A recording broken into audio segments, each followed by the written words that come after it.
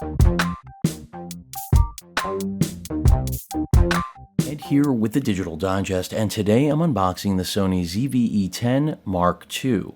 As you may have noticed, this is not retail packaging. This just arrived from Sony for review. I'll include a link in the description, and I'll tell you right here that this has a lot of promise. I say that because at $1,000 body alone, that is US dollars, or $1,100 with the brand new kit lens, which you're also going to see in a moment, this is a value-oriented package that I think will actually deliver on performance. And that's because the 26 megapixel sensor, I'll start off with the camera right here, has the exact same sensor you'll find in the FX30 that I've reviewed in the past, which is a APS-C video beast. It's also the same 26 megapixel sensor found in the A6700, arguably the best hybrid camera for the money on the market. And then also we now finally have the FZ100 battery type incorporated into this, just like we've gotten with those other cameras that I just mentioned. So that means battery life no longer will be the Achilles heel of what otherwise has the potential of being a great camera. And here it is. I feel like the body has changed a little bit, making sure there's nothing else in the box here other than the strap, really, which I'm not concerned with. And this is important because what we're looking at, and I'll go ahead and zoom in on this, I think borrows, it's mostly much like the previous generation, the ZV-E10, but it addresses so many of the issues. Not only do we have a better sensor, a better battery, we now have 4K 60, we also have 10-bit color, which is something that didn't exist on the previous gen. Still no IBIS, but we do have active steady shot, so that does mean at least some form of electronic stabilization. I still anticipate rolling shutter issues when doing quick pans, but that really shouldn't be a problem. And what this leaves us with is a really competent camera at $1,000, especially for video, vlogging, no EVF, as you may have noticed.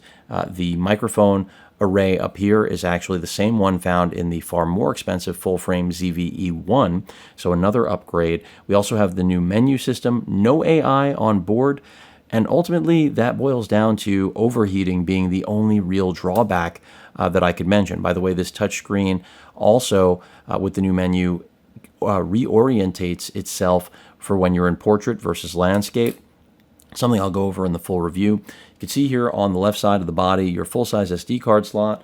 I'll zoom in even more, get this nice and tight.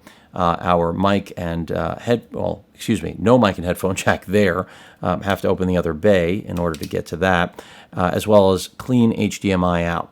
So you can see your Type-C port, your microphone port, and then down here should be, of course, headphone jack as well as that HDMI out, clean HDMI out at that. So again, you're getting essentially the same imaging capability as the A6700 and the FX30, but you are not getting in-body stabilization.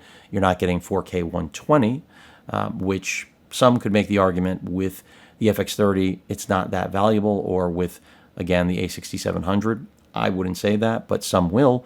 And of course, now we have reasonable battery life that I think makes this worth buying. Again, I've got to start using it. But this is what I feel the ZV-E10 should have been at launch. No AI means the autofocus will not be as amazing as you would find in the models I already mentioned, well, the A6700. But we still have that new processor, we still have that new sensor, and we still have real-time tracking, a la where it all began, the A6400. So that is a lot to like about $1,000 camera, and this really can be a hybrid, much like all of the vlogger, ZV cameras. While this is aimed at non-professional use, I, for one, because I was flirting with the FX30 and the A6700, look at this and say, well, I know its shortcomings, but it's not really about the shortcomings. It's about what I'm getting at $1,000. And you could easily make the argument that the A6700 is the better camera, and it is, but at a substantial premium. The same can be said about the FX30, a better camera, but at a little under a $1,000 premium, whereas the A6700, you're looking at more like $400 or $500. So I think this has a place. I think this is going to make a lot of people really happy. And there's a lot to like here, despite the fact that we have no AI, no 4K 120. that really is not the end-all, be-all. Now, for $100 more, you can get the brand new kit lens. And while I'm not expecting amazing optical performance from this, there's still something to be said for the fact that Sony has changed the quality of this glass, and especially for a $100 starter lens that is power zoom, should handle autofocus fairly well. Yes, it has a variable aperture, so I'm not, going to pretend it's going to do things it can't, but to, just have a starter lens for whoever may be getting this or getting it as a gift, that's going to give them that beginning and maybe just a wide-angle lens they otherwise wouldn't have acquired. I think it's a really nice package. 16 to 50 is a great range. This lens does have optical stabilization, which is important considering this does not, outside of electronic, as I've mentioned. So what that really means is that if you pick up this lens, which I'm not saying anyone should run out and buy it necessarily, but if you do have it and you pair it with a Sony E-mount body that has in-body stabilization, the stabilization is only going to get better. So smart of Sony. Of course, it has the zoom rocker like it always has. Just a really compact package that I think at $1,100, without even having tested it yet, if I could get these words out of my mouth, I have a feeling it's going to be easy for me to recommend this because, again, I love the FX30. I love the A6700. So to get something with, the same sensor and a lot of the same features at a much lower price is very appealing. Now, the one thing you have to remember, overheating will likely be your enemy with this, but it doesn't have to be, because what is your use case scenario, right? If you are someone who plans on using this predominantly for short clips, that's irrelevant. Now, if you're expecting to get the full runtime of, the FZ100 battery type, which is over 2 hours of 4K footage, be prepared to have overheating unless, you're shooting in a studio like the one I am right now, where, the temperature is closer to 70 rather than 90. That is going to be critical because there's no active cooling on this. I would say it suffers from much of the same overheating, or likely will suffer from much of the same overheating restrictions the A6700 will be challenged with. But again, that is a hybrid camera. This is really meant to be a vlogging tool. Also, I don't want to forget to mention, since I don't use cheat sheets, for those of you who subscribe, you already know that, or now you do. Not saying it's never happened, but I generally do not, about 90% of the time, if not higher.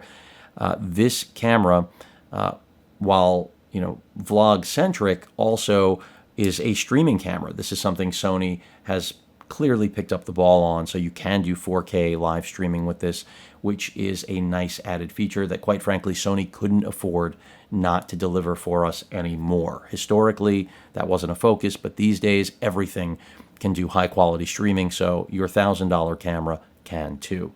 So, again, just a rudimentary look at this. I will bring into frame quickly the camera it supplants. The grip is a little larger too because of this new battery, which I'll pop in.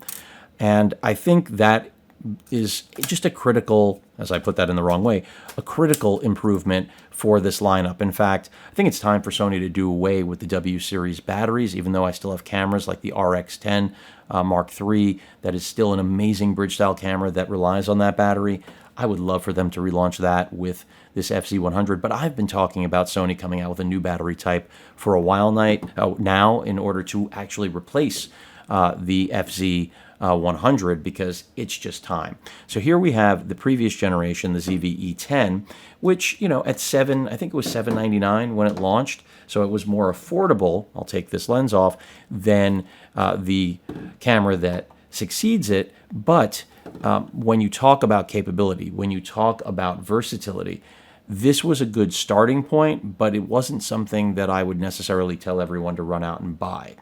Versus some other cameras, yes, absolutely, but on its own merit, a different story. I didn't think it was a bad option for getting your feet wet with really a idiot's guide to filmmaking is how I'll put it, because that's exactly what it delivered. But now, with a body that more resembles the ZV-E1, a battery that is going to actually last and make this a much more competent tool, I think it's more ergonomic than the previous generation without gaining too much weight. We have better autofocusing with the real-time tracking and over 700 points between phase and contrast detection on this. So there's just a lot to like about it. And then don't forget, even though this tops out at 4K 60, this one, of course, could not do that. The 10-bit color, I think, is arguably one of the biggest upgrades here. And while I would have loved to have seen AI features incorporated into the brand new ZV-E10 Mark II, I don't think it's a big deal that they're not there. A lot of those features are still in their infancy. Sony's fleshing them out. I think over time, they will eventually become something that most people will not be willing to give up. But when you get to the fact that we have an improved microphone, the 10-bit color, when we have better autofocus, when we have better battery life, when we have a better user interface with the new touchscreen system, all of these things really do amount to a much better tool. And so it's not that the ZV-E10 was bad, it's just that this, as I said at the top of the video, is really what I feel the ZV-E10 should have been from day one. Something incredibly user-friendly. You've got that with the new menu system. Again, you'll see that in my full review. You still have your background defocus button, product showcase essentially. If you're a YouTuber or anyone trying to, quickly transition without having a camera person on an object back to a subject person, this is going to do it just like the previous gen. So it's going to build off of everything the original ZV-E10 did and just deliver a much more robust product. Now, do I think the 4K 60 is going to be the hallmark of this? Absolutely not.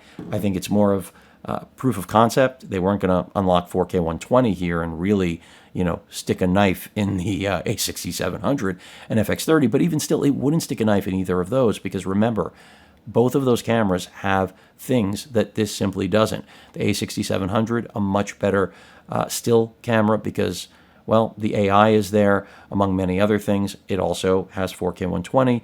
This isn't a comparison video.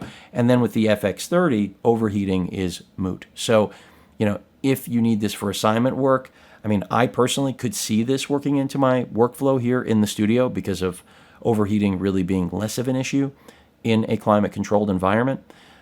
So I could easily see this as a great affordable option to what I was ready to spend money on with the FX30 or the A6700. But I have to say, until I start using this, I'm still partial to the A6700 if we're going to get down to feature set and price difference. So I think if this is all you can afford, it does seem to be a great option based on what we know it has under the hood, barring any unforeseen circumstances or things that present. But when you compare it to something like the FX30, clearly if overheating is not an option for you, if this is paid assignment material, this is not the right camera and you should be going with the FX30. So to me, that is really where the comparison lies, this versus the A6700. And I think it also targets consumers that overlap more. When you start to bring up the FX30, you're getting into pro-grade video work, even amateur-grade video work, which I think does leave this behind. The XLR handle, all of those things, the tally lights, the build quality. This is mostly polycarbonate. Of course, the FX30 is mostly metal build. Those are things that will matter to specific use case scenarios. And also, again, this has no EVF. It does come with a dead cat to cut wind noise. So a lot to like here. And it's just exciting to see $1,000 cameras that I know are going to be really good. And remember, it still does 11 frames per second. It has better compression.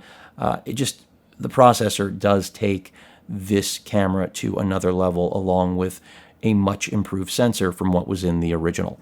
So a lot to like, I think, even though this is just an unboxing.